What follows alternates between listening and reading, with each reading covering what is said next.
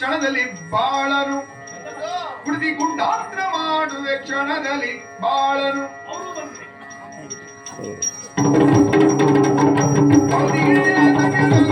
ವಂದನೆ ಅರಿಹುವೆ ನಿನ್ನಯ ಮನಸ್ಸಿನ ಬೇಗುದಿ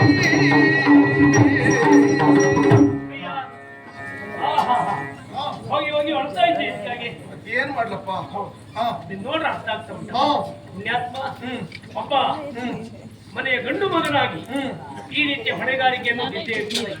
ಪ್ರಾಯಕ್ಕೆ ಬಂದಂತ ವಯಸ್ಸಾದಂತ ಅಪ್ಪ ಮದುವೆ ಪ್ರಾಯಕ್ಕೆ ಬಂದಂತ ತಂಗಿ ಮದುವೆನ ವಿಜೃಂಭಣೆಯಲ್ಲಿ ಮಾಡಬೇಕು ಅನ್ನೋ ಕನಸು ಅಪ್ಪ ಅವನಿಗೂ ನಿನಗೂ. ಯಾಕೆಂದ್ರೆ ಈ ಸಮಾಜಕ್ಕಾಗಿ ಹಾಗಾಗಿ ಹಾಗೆ ಯೋಚನೆ ಮಾಡುದು. ತಂಗಿ ಮದುವೆ ಸ್ವಲ್ಪ ಖರ್ಚು ಉಂಟ, ಹಣವೇ ಇಲ್ವೋ ನನ್ನ ಹತ್ರ, ಏನ್ ಮಾಡ್ಬೇಕಂತ ಗೊತ್ತಾಗುದಿಲ್ಲ ಅಂತ ಅದು ಮದುವೆ ಖರ್ಚಿಗೆ ಆಗ್ಬಿಡ್ತಿದ್ವಿ. ಹೌದೌದು, ಮದುವೆ ಖರ್ಚು ಒಂದು ಸ್ವಲ್ಪ ಖರ್ಚು ಉಂಟು ಈ ಕಾಲಕ್ಕೆ. ಬಂಗಾರ ಆಗಬೇಕು, ಬಟ್ಟೆ ಆಗ್ಬೇಕು, ಮದುವೆ ದಿವಸದ ಖರ್ಚು ನೋಡ್ಬೇಕು, ಬಂದವರಿಗೆ ಏನು ಕೊಡ್ಬೇಕು, ಊಟ ಹಾಕ್ಸಿರ್ಬೇಕು, ಮತ್ತೆ ಅದು ಲಕ್ಷಾಂತರ ಖರ್ಚು. ಅದು ಬೇಡ. ನನ್ನಂತೂ ನಿನಗೆ ಹೇಳ್ಕೊಟ್ಟೆಲ್ಲ, ನಮ್ಮ ಹತ್ರ ಬೆಲ್ಲ ಇಲ್ಲಿ ಇದ್ರು ಬೆಲ್ಲ ಇದ್ದವ್ರು ಮನೆ ತೋರಿಸ್ಬೇಕಪ್ಪ ನಾವು. ನೀನು ಕೆಲಸ ಮಾಡು, ನೀನೀಗ ಶ್ರೀಮಂತ ಅಲ್ವಾ, ಒಂದಿಷ್ಟು ಸಾಲ ಕೊಡು ನನಗೆ, ಮದುವೆ ಆದ್ಮೇಲೆ ಬಡ್ಡಿ ಸಹಿತ ತೀರಿಸ್ತೇನೆ. ಯಾವ ಕಾರಣಕ್ಕೂ ಬಡ್ಡಿ ಕೊಡುವುದಂತಂದು ಹೋಗ್ಬೇಡ. ನಾವು ಬಡ್ಡಿ ತಗೊಂಡೇ ಆಗ್ಲಿ ಹೇಳದಂಗೆ ಸಂತೆಯಲ್ಲಿ ಜಾತ್ರೆ ಎಲ್ಲ ಓಡಾಡಿದ. ಹೌದೇನು, ನೀನು ಬಡ್ಡಿ ಮಗನೇ ತಗೊಂಡವನೇ, ಸಾಲ ತಗೊಂಡವನೇ. ತಗೊಂಡವ್ರೆ ಬಡ್ಡಿಗೆ ಸಾಲ ಕೊಡುವವಲ್ಲ. ಹಾಗಂತ ಬಡ್ಡಿಗೆ ಸಾಲ ಊರಲ್ಲಿ ಯಾರು ಕೊಡ್ತಾರೆ ನೋಡು, ಅವ್ರ ಮನೆ ನಂಗೆ ತೋರಿಸು. ಸುಳ್ಳಲ್ಲ, ಅವ್ರ ಹತ್ರ ಹಣ ತರುವ ಹೊಣೆಗಾರಿಕೆ ನಂದು. ನೀನ್ ಏನ್ ಕೆಲಸ ಮಾಡುವುದು ಅಂತ ಹೇಳಲೇ ಇಲ್ಲ ನನ್ನ ಹತ್ರ. ಮಾಡಿ ಸಣ್ಣ ಕೆಲಸ ಸ್ವಲ್ಪ ನೀ ತಿಳ್ಕೊಳ್ಬೇಡ. ದೊಡ್ಡ ಕೆಲಸಪ್ಪ, ರಾತ್ರಿ ನಿದ್ದೆ ಬಿಡುವಪ್ಪ ನಮ್ ಕೆಲಸ. ಹೌದು, ರಾತ್ರಿ ನಿದ್ರೆ ಬಿಡುವ ಕೆಲಸವ ಅಂದ್ರೆ ನೀನು ಸೈನ್ಯದಲ್ಲಿರುವವನ? ಗಡಿ ಕಾಯುವ ಸೈನಿಕರೆಲ್ಲ ರಾತ್ರಿ ನಿದ್ರೆ ಬಿಟ್ಟು ಕಾಯ್ತಾರಂತೆ. ಸೈನಿಕ ನಿನ್ನನ್ನು ಕಾಣುವಾಗ ದೇಶ ಪ್ರೇಮಿ ಹೆಚ್ಚಾಗ್ತಾ ಉಂಟಪ್ಪ. ನಿನ್ನ ಮುಖ ಲಕ್ಷಣ ಹೇಳ್ತದೆ ನೀನೊಬ್ಬ ಶಿಸ್ತಿನ ಸಿಪಾಯಿ ಅಂತ. ನಾವು ಸಿಪಾಯಿಯ ಪಪ್ಪಾಯಿಯ ಕಡೆ ಗೊತ್ತಾಗ್ತದೆ. ನೀ ಹೇಳುದು ನಂಗೆ ಆತ್ಮಹತ್ಯೆ ಮಾಡ್ಕೊಳ್ಬೇಕು ಅಂತಂದ್ರೆ ಹೋಗಿ ಹೋಗಿ ದೇಶದ ಸೈನಿಕರಿಗೆ ನನ್ನನ್ನು ಹೋಗ್ತಾ ಇದೆಯಲ್ಲ. ಮತ್ತೆ ನಿದ್ರೆ ಬಿಡುವುದು ಹೇಳಿದೆ, ನಿದ್ದೆ ಬಿಡುದು ನೀ ಹೇಳಿದಂತೆ ಸೈನಿಕರ ಹಾಗೆ. ಸೈನಿಕರು ದೇಶದ ಗಡಿಯನ್ನ ಕಾಯುವುದು, ನಾವು ಹಾಗಲ್ಲ. ನೀ ಹೇಳ್ದಲ್ಲ ಊರಲ್ಲಿ ಸಾಲ ಯಾರು ಕೊಡ್ತಾರೆ ಅಂತ, ನಾವು ಆ ಊರಲ್ಲಿ ಅಂತವ್ರ ಮನೆ ಹುಡುಕಿ ಆ ಶ್ರೀಮಂತರ ಮನೆ ಪಗಾರನ್ನ ರಾತ್ರಿ ಕಾಯುವುದು. ಓ, ಒಂದು ರಾತ್ರಿ ಮನೆ ಕಾಯುವವ, ಒಂದು ಕೈಯಲ್ಲಿ ದೊಣ್ಣೆ ಮತ್ತೊಂದು ಕೈಯಲ್ಲಿ ಪಿಪಿ ಹಿಡ್ಕೊಂಡು ಕಾಯ್ತಾರೆ ನೋಡು. ಹೌದು, ಉತ್ತರ ಪ್ರದೇಶದವರು. ಪುಣ್ಯಕ್ಕೆ 5 ಎತ್ತುಗಳು ಹೊಸದಾಗಿದ್ದ ಸಾರ್ವಜನಿಕ ಶೌಚಾಲಯದಲ್ಲಿರುವ ಒಂದು ಹೆಣ್ಣಿಗೆ ಕೆಲಸ ಯಾವುದಾದ್ರೂ ನಾವು ಮಾಡುವ ಕೆಲಸದಲ್ಲಿ ಶ್ರದ್ಧೆ ಇರಬೇಕಷ್ಟೇ. ಇಷ್ಟು ಹೇಳ್ತೆ ಅಂತ ನಿಂಗೆ ಒಳ್ಳೆ ಕೆಲಸ ಒಳ್ಳೆ ಉದ್ಯೋಗ ಕೊಟ್ಟೆ ಒಂದು 5-6 ವರ್ಷ ಬಿಟ್ಟು ತಂಗಿ ಮದುವೆ ಮಾಡ್ಕೋದಲ್ಲ. 5-6 ವರ್ಷ ಅಲ್ಲ, ಬರುವ ದಶಮಿಗೆ ಮದುವೆ ಎನ್ನುವುದಾಗಿ ನಿರ್ಣಯವಾಗಿದೆ. ಹೆಚ್ಚು ದಿವಸವೇ ಇಲ್ಲವೋ ಇನ್ನು? ಬಹಳ ಕಡಿಮೆ ಅವಧಿ ಉಂಟು, ಬಹಳ ಸಂಪಾದನೆ ಮಾಡಬೇಕು. ಏನ್ ಮಾಡ್ಬೇಕಂತ ಗೊತ್ತಾಗ್ತಾ ಇಲ್ಲ. ನೀ ಹೇಳಿದಂತೆ ನನ್ನ ಉದ್ಯೋಗಕ್ಕೆ ನಿನ್ನ ಹೇಳ್ಕೊಂಡು ಹೋಗ್ತೇನೆ. ಹೌದಾ? ನಿನ್ ಕೆಲಸ ನನ್ ಕೊಡ್ತೀಯಾ? ಖಂಡಿತ ಆಯ್ತಪ್ಪ, ನನ್ ಕೆಲಸ ಕೊಡುದು, ನನ್ ಜೊತೆ ನಿನ್ ಕೆಲಸ ಕೊಡು. ಖಂಡಿತ ಬರ್ತೀರಪ್ಪ. ಹೇಳಿದ್ರಲ್ಲ ರಾತ್ರಿ ಗಡಿ ಕಾಯುವುದು ಅಂದ್ರೆ, ಅವ್ರ ಮನೆ ಬಾಗಾರ ಕಾಯುವುದು ಅಂದ್ರೆ ಅವ್ರ ಮನೇಲಿ ಬಾಗಿಲು ಎಲ್ಲ ಉಂಟು, ಹಾಗೆ ನೋಡ್ಕೊಂಡು ಆ ಬಾಗಾರ ಹಾರ್ಲಿಕ್ಕೆ ಕಾಯುವುದು. ಹಾಗಂತ ಹಗಲು ಕೆಲಸ ಇಲ್ಲ ಅಂತಲ್ಲ, ಹಗಲೊತ್ತು ಸ್ವಲ್ಪ ಕೆಲಸ ಮಾಡ್ಬೇಕು. ನೀನು ಹಗಲು ರಾತ್ರಿ 2 ಹೊತ್ತು ಕೆಲಸ ಮಾಡುವವ. ಪಾಪ ನಿದ್ರೆ ಅಲ್ಲ, ಎಷ್ಟೊತ್ತಿಗೆ ಮಾಡ್ತೀವಿ? ಹೊಟ್ಟೊತ್ತಿ ಅಲ್ಲೇ ಬಂದಾಗ ಈ ಕೋಳಿ. ನಿಜವಾಗ್ಲೂ ನೀನು ಪಾಪ. ನೀನೇ ಹೇಳಿದ್ರೆ ಗೊತ್ತಾಗ್ತದೆ ನಾ ಪಾಪ ಏನು ಅಂತೀನಿ. ಹಗಲೊತ್ತು ಕೆಲಸ ಏನು? ಹಗಲೊತ್ತು ಏನಾದ್ರು ಒಂದು ದೊಡ್ಡ ಸಣ್ಣ ಉದ್ಯೋಗದ ನೆಪದಲ್ಲೋ ಅಥವಾ ಭಿಕ್ಷೆನೇ ಇರುವ ನೆಪದಲ್ಲೋ ಆ ಊರಲ್ಲಿ ಶ್ರೀಮಂತರ ಮನೆ ಯಾವುದು ಕೊಂಡು ಹೋಗಿ ಅವ್ರ ಹತ್ರ ಈ ಬಟ್ಟೆ ತಗೊಳ್ಳಿ ಅಂತ ಹೇಳುದು. ಅವ್ರು ತಗೊಳ್ಳಿ ಬಿಟ್ಲಿ, ನಮಗ್ ತಿಳ್ಕೊಳ್ಬೇಕಾದ ವಿಷಯವೇ ಬೇರೆ. ಕಡೆ ಪಕ್ಷ ಅವ್ರು ಕೇಳಿದಷ್ಟಕ್ಕೊಂದು ಕೊಟ್ಟು ಬಂದ್ರು ಬಿಟ್ಟಿಲ್ಲ.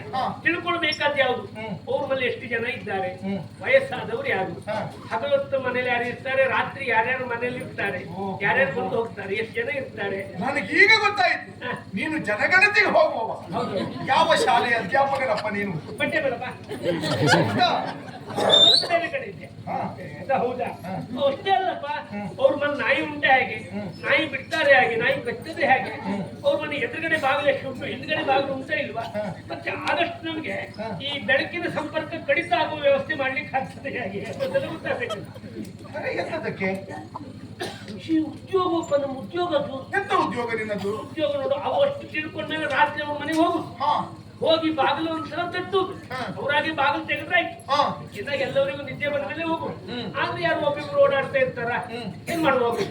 ಅವಾಗ ನಾವು ಬಾಗಿಲು ತೆಗೆದಾಗ ತೆಗೆದ್ರಾಯ್ತು, ಇಲ್ಲದೆ ಇದ್ರೆ ಬಾಗಿಲನ್ನೇ ಒಡೆಯುವುದು. ಅಂದ್ರೆ ಮಲಗ್ದವ್ರು ನೆನೆಸಬಾರ್ದು, ಮಹಾಪಾಪ. ಬಾಗಿಲು ಹೊಡ್ಕೊಂಡು ಅವ್ರ ಮನೆ ಒಳಗೆ ಹೋಗುದು. ಎಲ್ಲರೂ ಮಲಗಿದ್ರೆ ಬಹಳ ಅನುಕೂಲ. ಹಗಲು ತಿಳ್ಕೊಂಡು ಬರ್ತೇವ ಸಂಪತ್ತು ಎಲ್ಲೆಲ್ಲಿ ಇಟ್ಟಿದ್ದಾರೆ ಅಂತೇಳಿ. ಒಂದು ವೇಳೆ ಮರ್ತು ಹೋದ್ರೆ ಎಲ್ಲರೂ ಬೀಗ ಅವ್ರು ಮಲಗು ತಲೆ ನಿಂಬಡಿಗಿದ್ದು ಅವ್ರು ಕೊಡದೆ ಇದ್ರೆ ಅವ್ರನ್ನ ಎಬ್ಸೋದ್ರೆ ಬೀಗ ಕೊಡು ಕೇಳು. ಒಟ್ಟಾಯ್ತು ಕೊಡದೆ ತೆಗೆದು ಮುಸುಳ ಮೇಲೆ ಹೊಡೆಯುವುದು. ಅಲ್ಲೇ ಹೀಗೆ ಹೊಳೆಗೆಲೆ ಮಾಡಬಾರ್ದು, ಪ್ರಾಮಾಣಿಕವಾಗಿ ಮಾಡ್ಬೇಕು. ಇದು ಮಾಡುವ ಉದ್ಯೋಗ ಅವ್ರಲ್ಲೇ ಪಡೆದು ಮನಸ್ಸು ಅವ್ರ ಮನೆ ಎಲ್ಲಿ ಇಟ್ಟಿದ್ದಾರೆ ಸಂಪತ್ತ ಬಂಗಾರ ನಮಗೆ ಏನೇನು ಬೇಕು ಕೊಡ್ತಾರ ತೆಗೆದು ಚೀಲದೊಳಗೆ ತುಂಬಿಕೊಂಡು ಬಂದ್ಬಿಟ್ರೆ ಆಯ್ತಷ್ಟೇ. ಅಂದ್ರೆ ನೀನು ಕಳ್ಳ ಕಳ್ಳ, ನೀನು ಅದನ್ನೇ ಮಾಡು. ಪಾಪವನ್ನು ಮಾಡಲಾರೆ, ಕುಬೇರ ರೂಪಕ್ಕೆ ಇಳಿಯಲಾರೆ, ಪಾಪಕ್ಕೆ ಗುರಿಯಾದರೆ ಬದುಕಿನ ರೂಪವೇ ಬದಲಾದರೆ.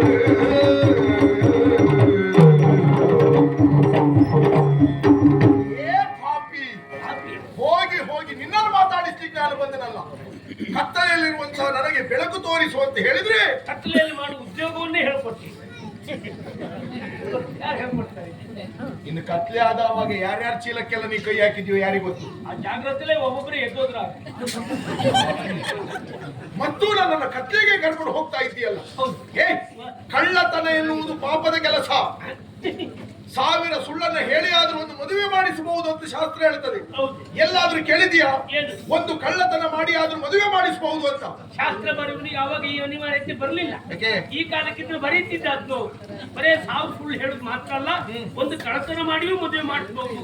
1000 ಸುಳ್ಳು ಸಮ ಒಂದು ಕಳ್ಳತನ ಅಂತ ಬರೀತಿದ್ದ ಶಾಸ್ತ್ರ ಎಲ್ಲ ನಮ್ಮ ಅನುಕೂಲಕ್ಕೆ ಬರ್ಕೊಳ್ಳುವುದಲ್ಲ. ಏನು ಅವ್ರ ಅನುಕೂಲಕ್ಕೆ ಕಳ್ಳತನ ಎನ್ನುವುದು ಪಾಪದ ಕೆಲಸ. ನಾವ್ ಏನಾದ್ರೂ ಇಲ್ಲಿ ಒಳ್ಳೇದು ಮಾಡಿದ್ರೆ ನಾವು ಸತ್ತ ಮೇಲೆ ಸ್ವರ್ಗಕ್ಕೆ ಹೋಗ್ತೇವೆ.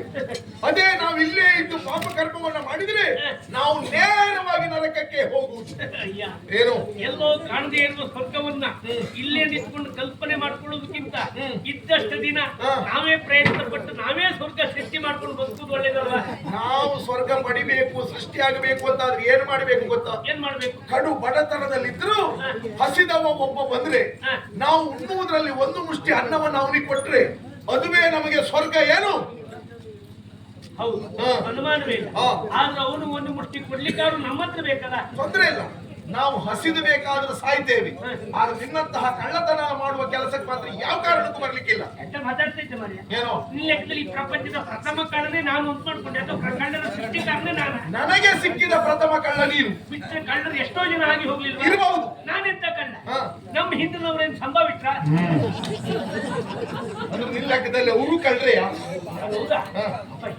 ಅವ್ರು ಹಾಗೆಲ್ಲ ಅಲ್ಲ, ಏನೋ ಒಂದು ಅವಲಕ್ಕಿ ಕಳ್ಸುವಾಗ ಒಂದು ಮುಷ್ಟಿ ತಿನ್ಬಹುದು ಬಿಟ್ಟ ಎಂತ ಬಂದ ಅದು ಕಳ್ಳತನ ಆಗ್ತದ? ಬಂದ ಭಕ್ತಾಭಿಮಾನಿಗಳಿಗೆ ಕೊಡುವುದಲ್ವ ಅದು? ಒಂದು ರುಚಿ ನೋಡುದಪ್ಪ. ದೇವರಿಗೆ ಕೊಡೋಕ್ಕಿಂತ ಮೊದ್ಲೇ ಭಟ್ರ ಮರ್ಯಾದೆ ತೆಗಿತಾರೆ. ಮಾಡುವುದು ಯಾರು? ಭಟ್ರು. ಭಟ್ರು ಯಾರು? ಭಟ್ರೆ ದೇವರಿಗೆ ಸಮಾನ. ಭಟ್ರು ತಿಂದ್ರೆ ದೇವರು ತಿಂದ ಹಾಗೆ, ಮತ್ತೆ ದೇವರು ತಿಂದದ? ಮತ್ತೆ ಭಟ್ರನ್ನೇ ಕೂರಿಸಿ ಪೂಜೆ ಮಾಡಿ ಇನ್ನಿಬ್ಬರಿಗೆ ಇತ್ತ ಪರಿವಾಣಕ್ಕೂ ಆಗಬೇಕು ಅಂತ ಕಾಣಿಕೆ ಡಬ್ಬಿಗೂ ಎರಡೆರಡು ಖರ್ಚು ಉಳಿತದೆ. ನೆನಪಿಡು, ನಾವು ಹರಿವಾಣಕ್ಕೆ ಎಷ್ಟು ಹಾಕ್ತೇವೆ ಅದು ಮುಖ್ಯ, ಕಾಣಿಕೆ ಡಬ್ಬಿಗೆ ಎಷ್ಟು ಹಾಕ್ತೇವೆ ಅದು ಮುಖ್ಯ ಅಲ್ಲ. ಹರಿವಾಣಕ್ಕೆ ಮಾತ್ರ ಹೆಚ್ಚು ಹಾಕಲೇಬೇಕು. ಭಕ್ತರು ಸಂತೋಷ ಪಟ್ಟು ನಮಗೆ ಆಶೀರ್ವಾದ ಮಾಡಿದ್ರೆ ಅವರ ಆಶೀರ್ವಾದದ ಶ್ರೀರಕ್ಷೆ ಸಾಧ್ಯ. ಮತ್ತು ದೇವರ ಆಶೀರ್ವಾದ ಬೇಕಂತಿಲ್ಲ. ಯಾವತ್ತೂ ಇಂಥದ್ದೆಲ್ಲ ಹೇಳ್ಬೇಕಪ್ಪ, ಹೇಳುದಲ್ಲ ಮಾಡಬೇಕು, ಹೇಳುದು ಅದನ್ನು. ಹಾಗೆ ಹೇಳಿದ್ದಲ್ಲ, ಹಿಂದೆ ಅಂದ್ರೆ ಅವ್ರು ಸುದ್ದಿ ಹೇಳಿದ್ದಲ್ಲ. ಹಿಂದಿನ ಕಾಲದಲ್ಲಿ ಎಲ್ಲಿ ಆ ಪುರಾಣ ಕಾಲದಲ್ಲಿ ಶ್ರೀಕೃಷ್ಣ ಪರಮಾತ್ಮ ಅವ್ ಕಳ್ತನ ಮಾಡ್ಲಿಲ್ವಾ? ಒಂದೆರಡು ಕದ್ದ, ಅವ್ ಬೆಣ್ಣೆ ಕದ್ದ, ಆಮೇಲೆ ಸೀರೆ ಕದ್ದ, ಕಡೆಗೆ ಹೆಣ್ಣು ಕದ್ದ. ಅವನ ಕಳ್ಳರು ಒಂದು ದೇವರು ಹೇಳಿಲ್ವ? ಅವ ಬೆಣ್ಣೆ ಕದ್ದು ಗಣ್ಯನಾದ, ಸೀರೆ ಕದ್ದು ಶ್ರೇಷ್ಠನಾದ, ನಾರಿ ಕದ್ದು ಮಾನ್ಯನಾಗಿದ್ದಾನೆ. ಅವ ದೇವರು. ನಾವೇನು ಕಳ್ಳತನ ಮಾಡ್ಲಿಕ್ಕೆ ಹೋದ್ರೆ ನಮ್ಮನ್ನು ದೇವರು ಅಂತ ಕೊಂಡಾಡ್ತಾರ? 4 ಬಿಡ್ತಾರಷ್ಟೇ ಅಂತ ಗೊತ್ತಾದ್ರೆ ಹೆಚ್ಚು ದಿವಸ ಮುಚ್ಚಿಡ್ಲಿಕ್ಕೆ ಆಗುದಿಲ್ವೋ? ಒಂದಲ್ಲ ಒಂದು ದಿವಸ ಸತ್ಯ ಹೊರಗೆ ಬಂದೇ ಬರ್ತದೆ. ಆವಾಗ ನೋಡು ನಿನಗೆ ಹೇಗೆ ಬೀಳ್ತದೆ ಅಂತ. ನನ್ ಸುದ್ದಿ ಹೇಳ್ತಾರೆ ಇವ್ರದ್ದು ಹೇಳತ್ತೆ. ಸುಮ್ಮನೆ ಕೃಷ್ಣನ ಅವ ಅವ ಎಂತವ? ಆಯ್ತು ಮರೆ, ನಿಂಗೆ ಆ ಕಾಲದ ಕಥೆ ಎಲ್ಲ ಬೇಡ, ಈ ಕಾಲದ ಕಥೆಯನ್ನೇ ಹೇಳ್ತೇನೆ. ಯಾವುದು? ಈ ಕಾಲದಲ್ಲಿ ಎಂತೆಂತ ಕಳ್ಳರು ಆಗಿ ಹೋಗಿದ್ದಾರೆ. ಎಂತವರು? ಗೆಜ್ಜೆ ಪೂಜೆ ಪ್ರಸಂಗ ಗೊತ್ತುಂಟ ನಿನಗೆ? ನಾನು ಕೇಳಿದ್ದೆ. ಆ ಗೆಜ್ಜೆ ಪೂಜೆ ಪ್ರಸಂಗದಲ್ಲಿ ನಾಗ ಅಂತ ಬರ್ತಾನೆ, ಗೊತ್ತುಂಟ ನಿಂಗೆ? ಖಳನಾಯಕ ಅಂತಲ್ಲ? ಹೌದೌದು. ಅವನು ಕಳ್ತನ ಮಾಡಿಲ್ವಾ? ಅದನ್ನು ಯಾರು ಮಾಡಿದವರು? ಯಾರು? ಮನೋಹರ್ ಕುಮಾರ್ ಅಂತೇಳಿ. ಯಾವ? ಡಿ ಮನೋಹರ್ ಕುಮಾರ್ ಅವ್ರು ಕಳ್ತನ ಮಾಡಿದ್ವು ಮರೆ. ಅಣ್ಣ ಅವ್ರು ಮಾಡಿದ್ದಲ್ಲ, ಅವ್ರು ಆ ಪ್ರಸಂಗದಲ್ಲಿ ವೇಷ ಮಾಡ್ಕೊಂಡು ಕಳ್ತನ ಮಾಡಿದ್ದು. ನಾನು ನೋಡಿದ್ದು ಸೌರೆ ಮಾಡಿದ್ದು. ಪ್ರಸಂಗದಲ್ಲಿ ರಂಗಸ್ಥಳದಲ್ವಾ ಮಾಡಿದ್ದು? ಎರಡು ವೇಷ ಮಾಡಿದ್ದು ಅವರೇ, ಕಳ್ತನ ಮಾಡಿದ್ದು ವೇಷದಲ್ಲಿ. ಬೇಡಪ್ಪ, ನಿನಗೆ ಈಶ್ವರಿ ಪರಮೇಶ್ವರಿ ಪ್ರಸಂಗ ಗೊತ್ತುಂಟ? ಬಹಳ ಮೆರೆದ ಪ್ರಸಂಗವಂತೆ. ಕೆಲವು ಕಲಾವಿದರ ಹೊಟ್ಟೆ ತುಂಬಿಸಿದ ಪ್ರಸಂಗವಂತದ್ದು. ಇವರಿಗೆ ಅಂತ ಕೈ ತೋರಿಸ್ತೇನೆ. ಕಲಾವಿದರಿಗೆ ಹೇಳಿದ್ದ ಮೇಳದ ಪ್ರಸಂಗ, ಮೇಳವನ್ನು ಉತ್ತುಂಗಕ್ಕೆ ಕೊಂಡೊಯ್ದ ಪ್ರಸಂಗ. ಆ ಪ್ರಸಂಗದಲ್ಲಿ ಬೆಳೆಯೂರು ಕೃಷ್ಣಮೂರ್ತಿಯವರೇ ಕಳ್ತನ ಮಾಡಿಲ್ವ ಮರೆಯ? ಬೆಳೆಯೂರು ಕೃಷ್ಣಮೂರ್ತಿ ಅಣ್ಣ, ಅವರು ವಿಜ್ಞಾನಂದ ಎನ್ನುವ ವೇಷ ಮಾಡ್ಕೊಂಡು ಕಳ್ತನ ಮಾಡಿದ್ದು. ಅವರೇ ಕಳ್ತನ ಮಾಡಿದ್ದಲ್ಲ. ವಿಜ್ಞಾನಂದ ವೇಷಕ್ಕೆ ವನಿತಾನಂದ ಒಬ್ಬ ಮೊಳಸತ್ತು ಮಗ ಇದ್ದಂತಲ್ಲ, ಅವ ಈಗಲೂ ಇದ್ದ. ಅವ ಕಳ್ತನ ಮಾಡ್ಲಿಲ್ವಾ? ಅವ ಅಬ್ಬೈ ಕದಿದ್ರಲ್ಲ ತಿಂತ ಇದ್ದ. ಬೇಡ ಬಿಡು. ನಿನಗೆ ಈ ಪ್ರಸಂಗ ಗೊತ್ತುಂಟ? ಯಾವುದು? ವಿಜಯಶ್ರೀ ಪ್ರಸಂಗ ಗೊತ್ತುಂಟ? ವಿಜಯಶ್ರೀ ಪ್ರಸಿದ್ಧರಾದವರು ಬರೆದ ಪ್ರಸಿದ್ಧ ಪ್ರಸಂಗವಂತೆ. ದಿವಂಗತರಾದರೂ ಇವತ್ತಿಗೂ ಎಲ್ಲರ ಜನರ ಮಾನಸದಲ್ಲಿ ಅಚ್ಚಳಿಯದೇ ಉಳಿದವರು, ಜೀವಂತವಾಗಿದ್ದವರು. ಅವರು ಬರೆದ ಪ್ರಸಂಗ. ಆ ಪ್ರಸಂಗದಲ್ಲಿ ಇವರು ವಾಸುದೇವ ಸಾಮಗ್ರಿ ಕಳ್ತನ ಮಾಡಿದವರೇ. ವೇಷ ಮಾಡಿ ಕಳ್ತನ ಮಾಡಿದ್ದು. ಸುಮ್ಮನೆ ಅವ್ರ ಹೆಸರು ಯಾಕೆ ಹಾಳು ಮಾಡ್ತೀಯ? ನಿನಗೆ ಜನ್ಮ ಸಂಕ್ರಾಂತಿ ಪ್ರಸಂಗ ಗೊತ್ತುಂಟ? ಆ ಪ್ರಸಂಗದಲ್ಲಿ ಅವ್ರ ಹೆಸರು ಹೇಳುದ ಬಿಡುದ ಹೇಳಬಿಡ್ತೆ. ಹೇಳು. ಬಳಕೂರು ಕೃಷ್ಣಿಯಾಜಿಯವರೇ ಕಳ್ತನ ಮಾಡಿಲ್ಲ. ನೀ ಅವ್ರಿಗಿಂತ ದೊಡ್ಡ ಮನೆ. ಇಲ್ಲಪ್ಪ, ನಿನಗೆ ನಾ ಹೊಡೆಯುವುದಲ್ಲ, ಅವ್ರ ಅಭಿಮಾನಿಗಳೇ ಸಾಕು ನಿನಗೆ ಹೊಡಿಲಿಕ್ಕೆ. ಇನ್ನೆಲ್ಲಿ ಆದ್ರೂ ಅವ್ರು ಸುದ್ದಿ ಹೇಳಿದ್ರು ಅವರೇ ಬಂದು ಹೊಡಿತಾರೆ, ಜಾಗ್ರತೆ ಮಾಡ್ಕೋ. ಅವರೆಲ್ಲ ಮಾಡಿದ್ದಾರೆ, ನೀ ಮಾಡೋದು ದೊಡ್ಡಕ್ಕೆ. ಅವ್ರ ಪ್ರಸಂಗಕ್ಕೆ ಸರಿಯಾಗಿ ವೇಷ ಮಾಡಿದ್ದು. ನನ್ನದ್ದಿದ್ದು ಕಥೆಯಲ್ಲ, ಜೀವನ ಏನು? ಒಂದು ತಂಗಿ ಮದುವೆಯನ್ನು ಪ್ರಸಂಗಕ್ಕೆ ಒಂದು ಕಳೆದ ವೇಷ ಮಾಡು. ವೇಷ ಮಾಡುವುದು ಬೇಡ ಬಿಡೋಣ. ನಿನಗೊಂದು ಪ್ರಸಿದ್ಧ ಕ್ಷೇತ್ರ ಗೊತ್ತುಂಟ? ಎಂತದ್ದು? ಮಂದರ್ತಿ ಕ್ಷೇತ್ರ. ಅಲ್ಲ, ಈಗ ನೀವು ಅಲ್ಲಿಗೆ ಹೋದದ್ದ? ಹೌದೌದು. ನೀನು ಹೋಗುದಿಲ್ಲಲ್ಲ ನೋಡು. ಆ ಮಂದರ್ತಿ ಕ್ಷೇತ್ರ ಹತ್ರ ಸೂರುಗೋಳಿ ಅಂತ ಬರ್ತದೆ. ಸೂರುಗೋಳಿ ಅಂತೂ ನಾವು ಕಳ್ತನ ಮಾಡಿ ಗೊತ್ತುಂಟ ಅದಕ್ಕೆ? ಹೌದು, ಮಾಡಿದ್ದಾನೆ. ಶ್ರೀಮಂತರ ಮನೆಯಲ್ಲಿದ್ದದ್ದನ್ನ ಕದ್ದು ಬಡವರಿಗೆ ದಾನ ಮಾಡಿದ್ದಾನೆ. ಮುಂದೊಂದು ದಿವಸ ಆ ಕ್ಷೇತ್ರದ ಪ್ರಸಿದ್ಧ ಮೇಳವನ್ನ ಮಾಡಿ ಆ ಕ್ಷೇತ್ರ ಉತ್ತುಂಗಕ್ಕೆ ಏರುವ ಹಾಗೆ ಮಾಡಿದ್ದಾನೆ, ಗೊತ್ತಾ? ಅಲ್ವಾ? ಕ್ಷೇತ್ರದ ಹತ್ರ ಹುಟ್ಟಿದವನೇ ಒಂದು ಕಳ್ತನ ಮಾಡಿ ಮೇಳ ಮಾಡಿದ್ಮೇಲೆ, ಅದೇ ಮಂದರ್ತಿ ಕ್ಷೇತ್ರದಲ್ಲೇ ಹುಟ್ಟಿದವ ಒಂದು ಕಳ್ತನ ಮಾಡಿ ಒಂದು ಚಿಕ್ಕ ಮೇಳಾರು ಮಾಡ್ಬೋದು. ಸುಮ್ಮನೆ ನನ್ನ ತಲೆ ಹಾಳು ಮಾಡ್ಲಿಕ್ಕೆ ಏನು? ತಂಗಿಯ ಮದುವೆಗೆ ನಾನು ದಾರಿ ನೋಡ್ತಾ ಇದ್ರೆ ಕಳ್ತನ ಮಾಡ್ಬೇಕಂತೆ. ಅಪ್ಪ, ನೀನು ಒಳ್ಳೇದು ತಂಗಿ ಒಳ್ಳೇದು ಯಾರಿಗೂ ಹೇಳುದಿಲ್ಲ ಮರ. ಇನ್ನು ಸುಮ್ಮನೆ ಪಾಪದೆಲ್ಲ ಕೆಲಸ ನನ್ನ ಹತ್ರ ಹೇಳಬೇಡ. ಇದು ಪಾಪದ ಕೆಲಸವಾ? ಮತ್ತೆಂತದ್ದು? ಅಣ್ಣ, ಇದು ಪಾಪ ಅಂತಾನೆ. ನೀ ಈ ಕಳ್ತನ ಮಾಡೋ ಉದ್ದೇಶ ಯಾಕೆ ಹೇಳು? ತಂಗಿ ಮದುವೆಗೆ. ತಂಗಿಯ ಮದುವೆ ಅನ್ನೋದು ಪಾಪವೋ ಪುಣ್ಯವ? ಅದು ಪುಣ್ಯ ಬಿಡು. ಕನ್ಯಾದಾನ ಅದಕ್ಕಿಂತ ದೊಡ್ಡ ಪುಣ್ಯ ಉಂಟ? 100ಕ್ಕೆ 100 ಪುಣ್ಯ. ಎಲ್ಲೋ ಸಣ್ಣ ಕಳ್ತನ ಒಂದು 100ರಲ್ಲಿ 50 ಪಾಪ. ಹಾಗಿದ್ರೆ 100 ಪುಣ್ಯ 50 ಪಾಪ.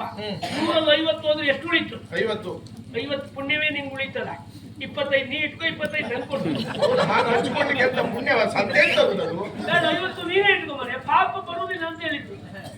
ಸುಮ್ಮನೆ ನನ್ನ ತಲೆ ಹಾಳು ಬೇರೆ ಅಂತ ಕೆಲಸ ಇದ್ರೆ ಹೇಳು, ನಾ ಮಾಡ್ತೇನೆ. ಅಣ್ಣ, ಇಷ್ಟ ಅವಸರದಲ್ಲಿ ಬೇರೆ ಯಾವ ಕೆಲಸದಿಂದ ಆಗುದಿಲ್ಲ. ಇಷ್ಟಕ್ಕೂ ಪಾಪ ಅನ್ನೋದು ನಿಂಗೆ ತಾಗುದಿಲ್ಲ, ತಟ್ಟುದು ಇಲ್ಲ. ಏನು ಕಳ್ತನ ಮಾಡಿದ್ರೆ ನನಗಲ್ಲ ಗೊತ್ತಾಗುದು? ಯಾಕೆ ಆಗ್ತದೆ ಅಣ್ಣ? ಯಾಕೆ ಇಲ್ಲ? ಹಾವೊಂದು ಒಬ್ಬನ ಕಚ್ಚಲಿಕ್ಕೆ ಬರ್ತದೆ. ಕಚ್ಚಲಿಕ್ಕೆ ಬಂದ ಹಾವಿಗೆ ಮತ್ತೊಬ್ಬ ಅಂತ ಬಡಿಗೆಯಿಂದ ಹೊಡಿತಾರೆ. ಹೊಡೆದಲ್ಲಿ ಹಾವು ಸತ್ತಿದ್ದವು. ಹಾವನ್ನು ಕೊಂದಿದ್ದು ಪಾಪ ಹೌದಲ್ವಾ? ಆ ಪಾಪ ಎನ್ನುವುದು ಬಡಿಗೆಯಿಂದ ಹೊಡೆದವನಿದ್ದಾಗ್ತದ, ಬಡಿಗೆಟ್ಟಾಗ್ತದ? ಬಡಿದವನಿಗೆ, ಬಡಿಗೆಗಲ್ಲ ಅಲ್ವಾ? ಇಲ್ಲೂ ಹಾಗೆ ಕಳ್ತನ ಮಾಡಿಸುದು ನಾನು, ಕಳ್ತನ ಮಾಡೋದು ನೀನು, ನಾನು ಹೊಡೆಯುವ ನೀನು ಬಡಿಗೆ ಇದ್ದಾಗಿ. ಪಾಪ ನಂಗೆ ಬಿಟ್ರೆ ನಿಂಗಲ್ಲ. ನೀ ಒಂದು ರೀತಿ ಅವಾಹಕರಿ. ನಿಂಗೆ ಯಾವ್ದು ಈಗ ನಿನ್ನ ಪ್ರೇರಣೆಯಿಂದ ಬಂದ್ರೆ ಪಾಪ ಎಲ್ಲ ನಿನಗೆ. ನಂಗೆ ಬೇರೆ ಯಾವ್ದಾದ್ರು ಕೆಲಸ ಇದ್ರೆ ಹೇಳು. ಎಂತ ಮಾತಾಡ್ತೀನಿ ನಿಂಗಿದು ಪಾಪಿ ಬರುವುದಿಲ್ಲ ಇದರಲ್ಲಿ. ನನಗೆ ಈಸಿ ಪೂರ್ಣ ತಲೆ ಹಾಳು ಮಾಡ್ಲಿಕ್ಕೆ ಹೋಗ್ಬೇಡ. ಯಾಕಂದ್ರೆ ಹೇಳು ನೋಡ್ತಾ ಇದ್ರೆ ನನಗೂ ಹೌದು ಹೌದು ಕಾಣ್ತದೆ. ನಿನ್ನಂತೂ ಬೇಕಪ್ಪ ನಮ್ಗೆ. ಯಾಕಂದ್ರೆ ಇನ್ನು ಹೆಚ್ಚು ದಿವಸ ಇಲ್ವೋ. ಮತ್ತೆ ಇರುವ ಅಲ್ಪ ಅವಧಿಯಲ್ಲಿ ನಾನು ಬಹಳ ಸಂಪಾದನೆ ಮಾಡಬೇಕು. ದುಡಿಲಿಕ್ಕೆ ಹೋದ್ರೆ ಕೆಲಸ ಕೊಡಬೇಕಲ್ಲ, ಸಾಲ ಕೊಡುವವರಿಗೆ ನಮ್ಮ ಮೇಲೆ ವಿಶ್ವಾಸ ಬರಬೇಕಲ್ಲ, ನಮ್ಮ ಹತ್ರ ಏನಾದ್ರು ಇರ್ಬೇಕಲ್ಲ. ಬೇಡ್ಲಿಕ್ಕೆ ಹೋದ್ರೆ ಎಷ್ಟು ಸಂಪಾದನೆ ಮಾಡ್ಲಿಕ್ಕೆ ಆಗ್ತದೆ. ಎಲ್ಲ ಆಗ್ತದೆ. ಆದ್ರೆ ಕಳ್ಳತನ ಒಂದು ದಾರಿ ಇದ್ದದ್ದು ಹೌದು. ನಮ್ಮ ಮೇಲೆ ತಂಗಿ ಮದುವೆಯನ್ನು ವಿಜೃಂಭಣೆ ಮಾಡಬೇಕು ಹೌದು ಅಂತ. ಆದ್ರೆ ಇಷ್ಟಕ್ಕೂ ಗೊತ್ತಾಗುದು ಯಾರಿಗೆ ಬೇಕು? ನಂಗೆ ಒಂದು ಬಿಟ್ಟು ಮತ್ತೆ ಯಾರಿಗೆ ಗೊತ್ತುಂಟು ನೀ ಕಳ್ಳತನ ಮಾಡಿದ್ದೆ ಅಂತ. ಎಲ್ಲಾದ್ರೂ ಸಿಕ್ಕಾಕೊಂಡ್ರೆ ಅಂತ ನಾ ಸಿಕ್ಕಾಕೊಳ್ತೀನಿ ಓಡು. ಹೌದಾ ಇದು ಹಾ, ಪಾಪ ಎಲ್ಲ ನಿನಗೆ ಹೌದಾ? ನಂಗೆ ನನಗೂ ಸರಿ ಅಂತ ಕಾಣ್ತಾ ಉಂಟು. ಯಾಕಂದ್ರೆ ನೀ ಕೃಷ್ಣನ ಉದಾಹರಣೆ ಕೊಟ್ಟಿದ್ದು, ನಾನು ಅದಕ್ಕಿಂತಲೂ ಹಿಂದೆ ಹೋಗ್ತೀನಿ. ರಾಮಾಯಣದಲ್ಲಿ ವೃಕ್ಷ ಎನ್ನುವಂತಹ ಕಾಡ ಬೇಡ ದಾರಿಯಲ್ಲಿ ಬರುತ್ತಾ ಇದ್ದವರನ್ನ ತಡೆದು ಮಂಡೆಯನ್ನ ಒಡೆದು ಅವರಲ್ಲಿದ್ದದ್ದನ್ನ ಕದ್ದು ಜೀವನವನ್ನ ನಡೆಸುತ್ತಾ ಇದ್ದರಂತೆ. ಅಂತಹ ವ್ಯಾಧನೆ ಮುಂದೊಂದು ದಿವಸ ವಾಲ್ಮೀಕಿ ಮಹರ್ಷಿಯಾಗಿ ಬದಲಾಗ್ಲಿಲ್ವ?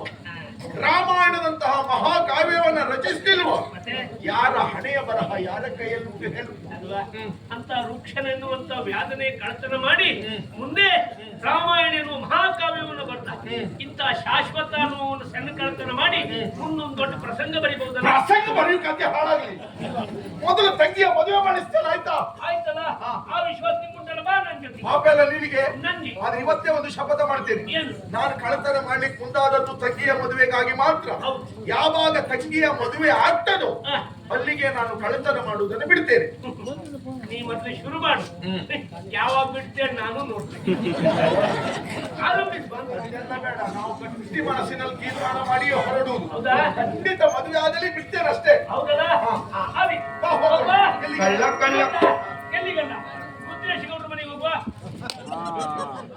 ಹಾಗೂ ಅವ್ರ ಮನೆಯಲ್ಲೇನಿಲ್ಲ. ಅಡಿಗೆಲ್ಲ ಮಾರಾಟ ಮಾಡಿದ್ರಂತ. ನಮ್ಮ ಸಮಸ್ಯೆ ಅದೇ ಮರೆಯ. ಈ ಕೆಲವೆಲ್ಲ ಕಾಲಮಿತಿ ಕಾರ್ಯಕ್ರಮಕ್ಕೆ ಹೋಗ್ತಾರೆ, ನಾವು ಹೋಗುದು. ಕಾರ್ಯಕ್ರಮವೇ ಬೆಳವರಿಗೆ ಅಂತ ತಿಳ್ಕೊಂಡು ನಾವು ಹೋಗುದು. ಕೆಲವೊಂದು ದಿವಸ ಕಾಲಮಿತಿ ಆಗೋದು.